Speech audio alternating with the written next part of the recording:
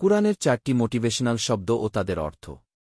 কুরআনের এই 4টি শব্দ জীবনের নানা অধ্যায় মোকাবেলা করার জন্য আমাদেরকে শক্তিশালী করে তোলে।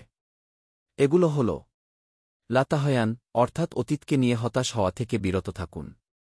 অতীতকে বদলাতে পারা যায় না, তাই এতে সময় নষ্ট করা উচিত নয়। লাতাখাফ, অর্থাৎ ভবিষ্যৎ নিয়ে চিন্তা করবেন না। ভবিষ্যৎ আল্লাহর হাতে, তাই তা নিয়ে অতিরিক্ত চিন্তা করা বোধহীন। লাতাকদাব, অর্থাৎ জীবনের বিভিন্ন সমস্যার মুখোমুখি হলে রাগ করবেন না। ধৈর্য ধরুন এবং সমস্যার সমাধানের চেষ্টা করুন।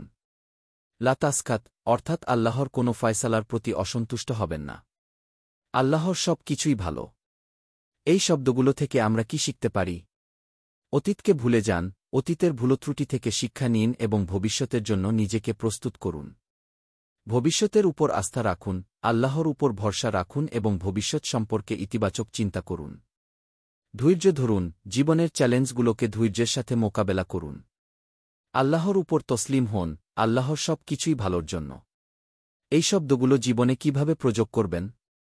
দৈনন্দিন জীবনে প্রতিদিন সকালে এই শব্দগুলো মনে মনে বলুন। কোনো সমস্যা হলে এই শব্দগুলো মনে করুন এবং শান্ত থাকার চেষ্টা করুন। কোনো সিদ্ধান্ত নেওয়ার আগে এই শব্দগুলো মনে করুন এবং ভালোভাবে চিন্তা করুন। উপসংহার: কুরআনের এই 4টি শব্দ আমাদেরকে জীবনের নানা চ্যালেঞ্জ মোকাবেলা করার জন্য শক্তিশালী করে তোলে। এই শব্দগুলোকে আমাদের দৈনন্দিন জীবনে প্রয়োগ করে আমরা সুখী ও সফল জীবন যাপন করতে পারি। আশা করি এই তথ্য আপনার জন্য উপকারী হবে। আপনি কি আরও কোনো কিছু জানতে চান?